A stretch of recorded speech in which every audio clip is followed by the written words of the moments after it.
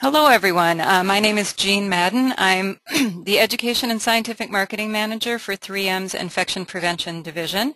Welcome to our webinar today, Leading Change for HAI Reduction. We have with us today Dr. Philip Keyboart, and he will be leading you through his presentation. And before we get to an introduction for Dr. Keyboart, we're going to go through just a few housekeeping slides.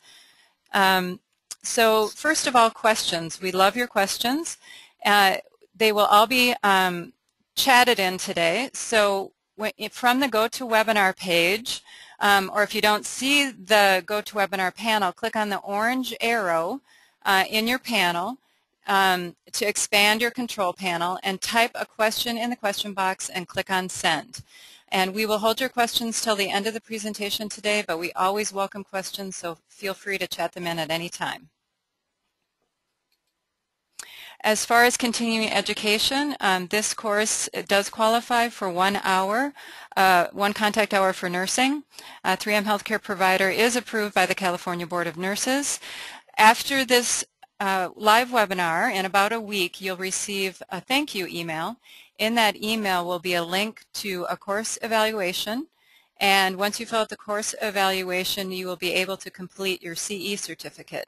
If there are others in the room attending this webinar with you today, feel free to forward that thank you email to those folks, and they can fill out their own course evaluation and print their own CE certificate. So for today's presentation, Dr. Philip Keyboart is the Vice President of Medical Affairs and Chief Medical Officer of the Children's Hospitals and Clinics of Minnesota. He attended the University of Minnesota as well as Hebrew University in Jerusalem as an undergraduate and received a bachelor's degree in Near East History. He attended the University of Minnesota Medical School, where he also did his pediatric residency. This was followed with a pediatric gastroenterology fellowship at the University of California, Los Angeles. From 1982 to 1984, he was a private practice pediatric gastroenterologist with Digestive Healthcare, the largest private practice gastroenterology group in the United States, with today over 50 adult gastroenterologists and 6 pediatric gastroenterologists.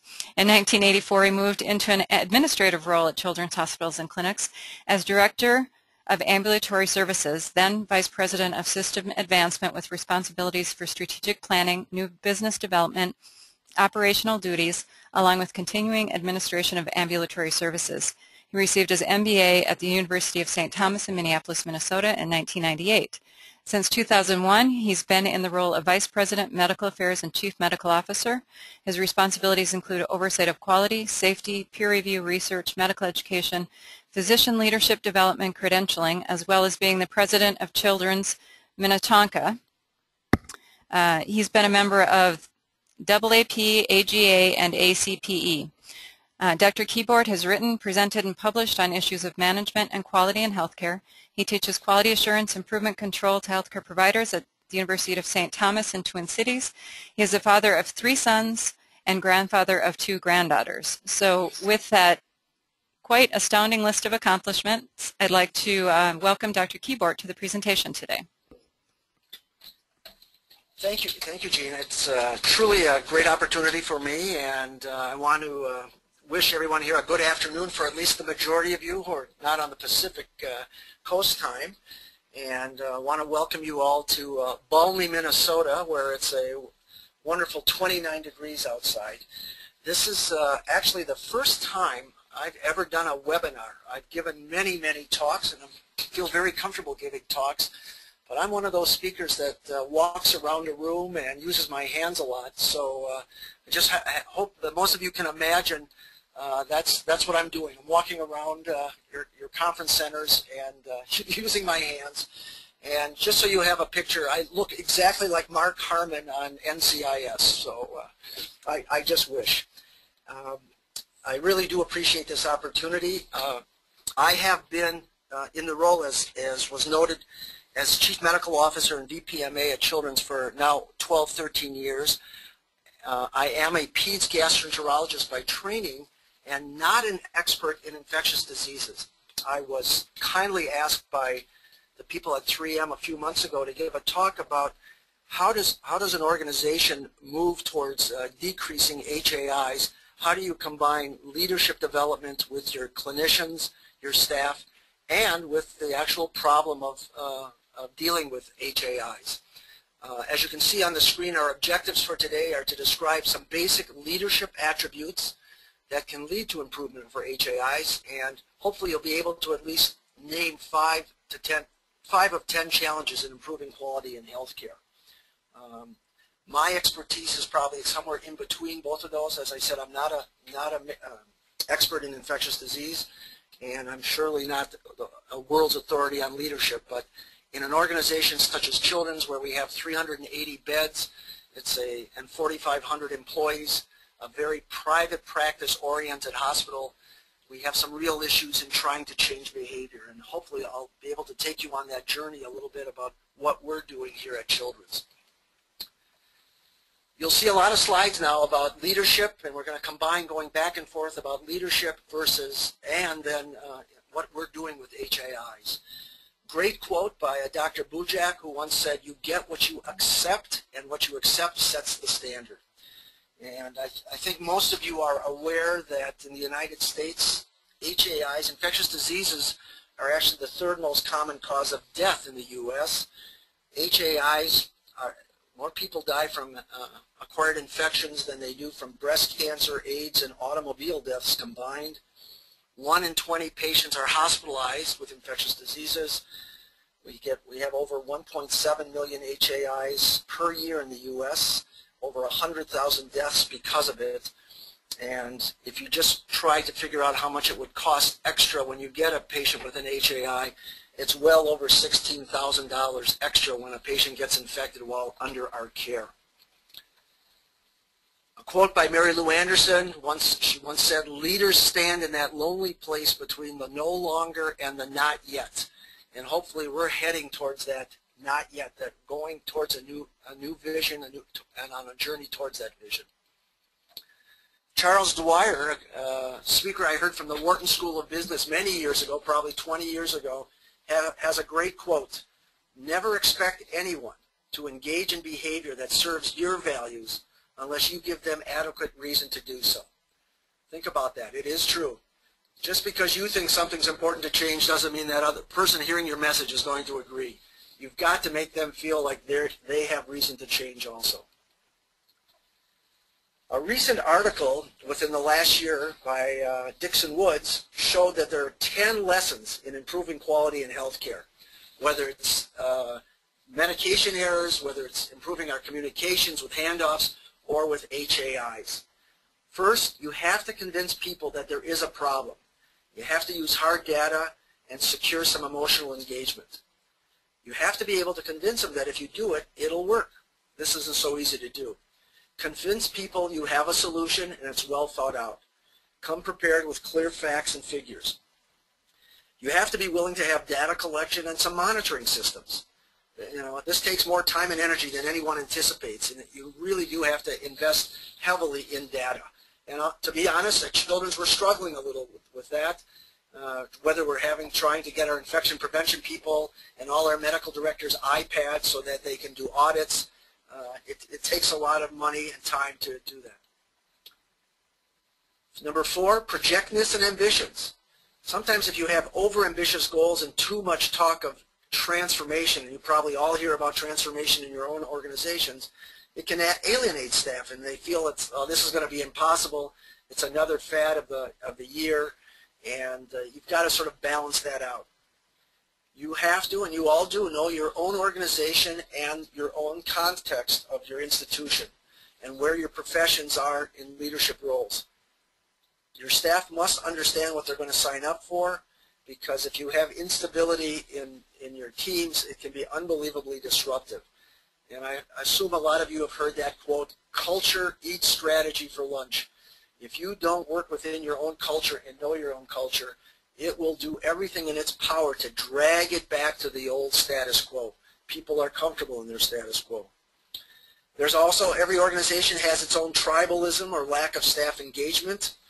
Overcoming a perceived lack of ownership and professional disciplinary boundaries can be difficult.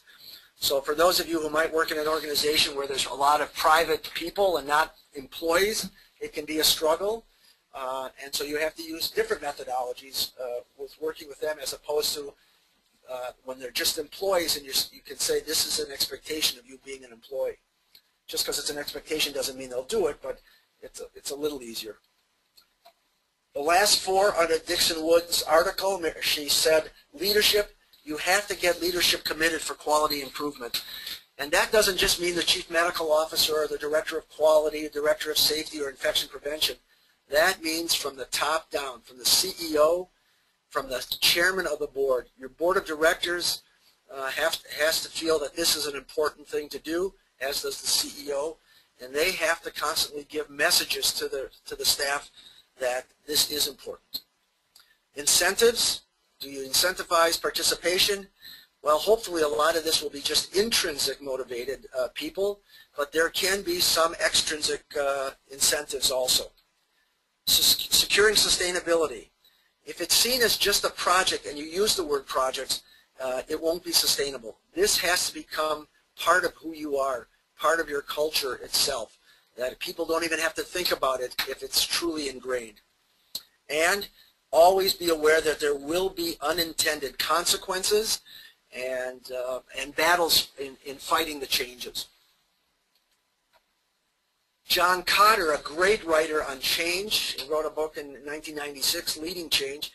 People will find 1,000 ingenious ways to withhold cooperation from a process that they sincerely think is unnecessary or wrong-headed. To be honest, I see that a lot when we try to get mandatory immunizations in our staff. You know, if you have a few people that think it's unnecessary or wrong-headed, they will do everything to withhold their cooperation. And it's true in any change issue. Cotter then goes on to say, change happens mostly by speaking to people's feelings. This is true even in organizations focused on analysis and quantitative measurement. In highly successful change efforts, leaders find ways to help others see the problems or the solutions in ways that influence emotions, not just thought. It probably took me 10 to 15 years to finally come to the realization that people change with their heart, not their head. You can give everybody all the data in the world, but it's when they feel it in their heart is when they change, not their head. And it is true. So, as part of your goals as being leaders, are you a storyteller? Do you have the ability to convey information in a story? Stories are what people remember. You have to know your data, you have to have that backup, but they'll remember things much better if you can put things in stories with using real examples. What about leadership?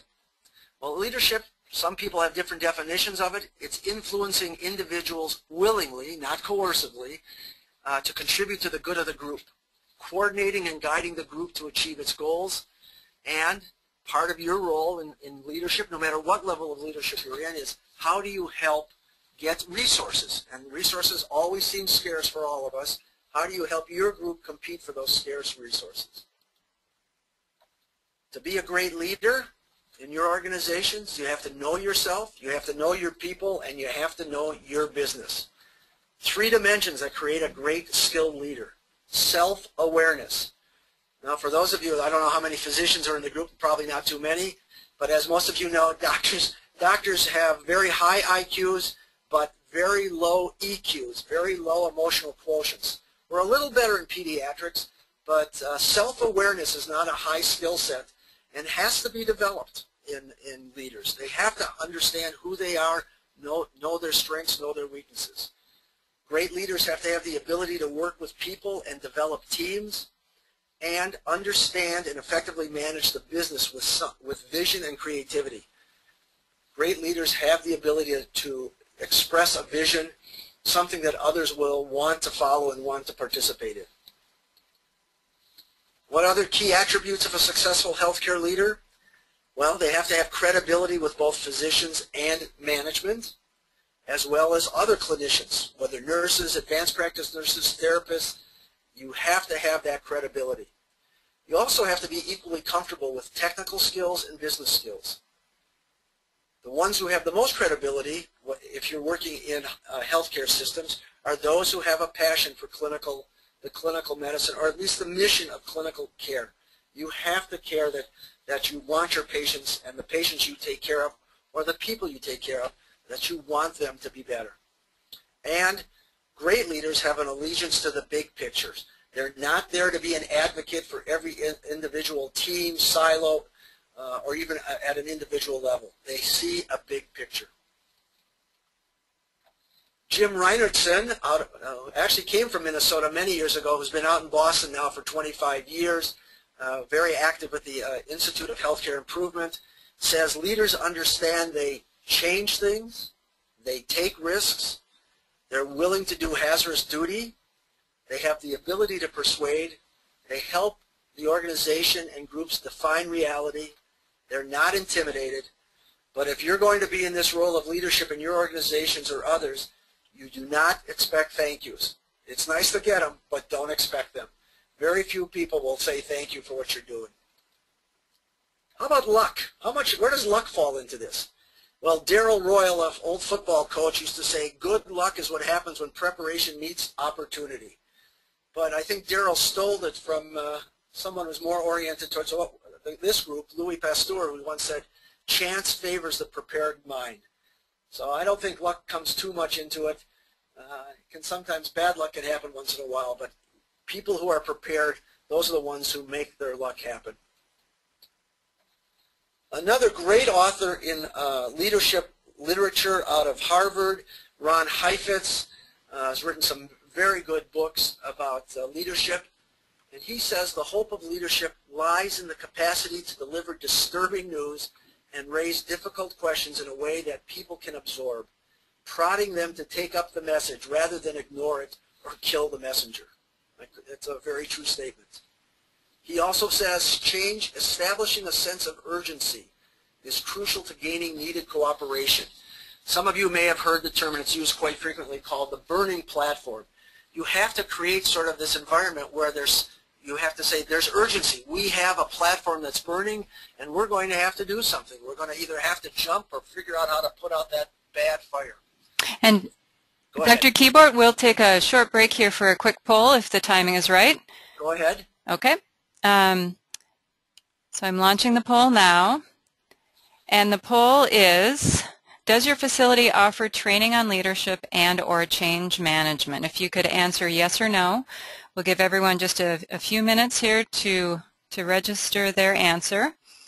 And wow, we're already at 100%. And the results were 64% yes and 36% no. Dr. Keyboard, does that surprise you? You know, I can't answer that. I would hope it would have been a little higher, but probably not surprises me. Great. So interesting. So we'll go on then with complacency high. Transformation usually fails because people are even interested in working on. There are few people are interested in working on change. People do like the status quo. So let me begin by talking about our burning platform. As you can see on this graph, we measure, and I'm very proud about Children's. We're very transparent on our websites, for our board of directors, for the community. We've been transparent with our HAIs, with our adverse drug events, and now with our harm index. If any of you have interest in going to our websites, you'll see them, that we'll put those out. And we thought, oh good, look, things are getting better. In 2007 we had 100 HAIs. We had a certain list of diseases that we were following. 2008, 2009, about 89, 90s. And then in 2010 we thought, oh man, we've got it now. We're really moving. And then all of a sudden in 2011, we went up again. And we began saying, wait a minute. Was this just normal variation before? Had we failed? Do we need to do something differently? And for us, that was the beginning of a burning platform. In 2012, now I only show you half the year, I will tell you in 2012, we began saying we've got to do something different. We have to get people more engaged, both with training from leadership and doing a better job in being more focused in on HAIs. We all know we've been talking about acquired infections since Zimmelweiss, since Florence Nightingale, since the Crimean War. Everybody has knowledge. Everybody knows that there's a problem. The difficulty, of course, is how do you get them to move beyond just knowing and actually doing? So as the year went on, halfway through the year, we thought, oh my gosh, we're gonna get up to 76 cases or more. We're moving in the wrong direction. So we began to feel we had a burning platform. And that's a little star there. In 2011, actually I apologize, it should say 2012, we did end up with 54 children having an HAI. So we slowed the process down, and we continue to do so. But what we decided to do, and we'll begin talking about that, is saying we have to put a face, a name to these infections. Now, these aren't real pictures of our patients. I would be breaking HIPAA. But we would say 2-year-old white female, 16-year-old Latino male who got these infections. And we would say it to our staff. We would put it out to our board of directors. And we felt that just looking at rates was not enough, that we had to have absolute numbers and give them faces. We believe every time we do this, we are saving a child. We realized we had to teach people more and more about hand hygiene and how its impact was so great for HAIs. We put out a campaign that to begin this culture change, not just the project, but to actually change our culture. We knew back in 2011 our hand hygiene compliance using secret shoppers was about 54%. We also noted that the Joint Commission, TJC, we use TJC, we probably shouldn't use those initials, that some of their best places at that time were 69%, and they've even gone up to some places in the U.S. up to 90%. We felt we wanted to say to our staff, we are all 200% accountable. You are accountable for yourself, and you are accountable for your colleague. That if you see your colleague not foaming in or foaming out or washing in, washing out, or taking adequate precautions, you are to tell them. You need to say, for the sake of this child, please remember to do this. And we've asked people to, when they hear this, to always say thank you. Thank you for reminding me. Thank you for helping this child. Families would tell us that they wanted more education, but what we did find interesting, and I was actually thought it would help, but we found out from the families, we have a family advisory council at Children's. Families don't want to be police. They don't want to be in the situation where they have to tell the staff foam in or foam out. They want more education and support for themselves. I thought it would be great if the families would, we would tell every family, if you see this, make sure you remind them. But the families feel uncomfortable about doing it. I'll be interested to hear at the end if some of you have asked families to do that. And we felt success would be close to 100 compliance with hand hygiene. And I'm telling you now, we're nowhere near that, but we continue on our journey. We also began showing, again, within the education process, and we'll talk a little bit about incentives and other things in a bit. We will try to explain pathogens are arrogant, they're tireless, they go nowhere, but yet they're everywhere. A pathogen, an infectious disease, does not care what your title is, whether it's MD, whether it's CRNA or RT. It doesn't matter about your title. It doesn't care about politics or policy. Any hand will do, and they're opportunistic. One slip, and they find you. And we said, this is the enemy, not each other, not our competitors out there in the market. This is the enemy. Disease is the enemy. It's us, it has to be all of us against them. As I just said, germs can't tell what we do for a living. They don't care. So we put, all of us were in this. All of those hands are in this. We also got much more aggressive in enforcing our nail policy. Because we knew that 80% of organisms are on our hands and at our fingertips. And we showed over and over again on every unit what a short, trimmed, well-washed hand would do on for cultures versus long artificial nails. Communication. As part of leadership, one has to know about communications. You have to know how to speak to the recipient of the message. Many times you think you're giving a great message. You can do it you give talks, you give memos, you send out daily reminders. But if you're not speaking in the language of the recipient, it isn't going to be effective. If the recipient doesn't trust you, it also is quite difficult. For most of you in the management side, you have to realize there are differences in how management thinks versus how clinicians think. Administrators or management, for those of you, are much more proactive planners. You're thinking down the line proactively. You learn to work well with groups. You are much more interested, you're willing to have delayed gratification because of a plan. You identify much more with your organization. You don't mind rules. Rules you think we tend to believe helps us be organized, and we work multidisciplinary in multidisciplinary ways. As opposed to that, clinicians, especially physicians, tend to be reactive. They see a symptom, they react to it. They see a problem, they want to fix it. They work well one-to-one. Part of the problem with the older education in medicine is physicians were taught to be autonomous, in charge. Hopefully what we're seeing now in medicine is much more teamwork. For high reliability organizations, we realize that it's teams that make Thank you everyone. I really appreciate it. Thanks everyone. Have a great day.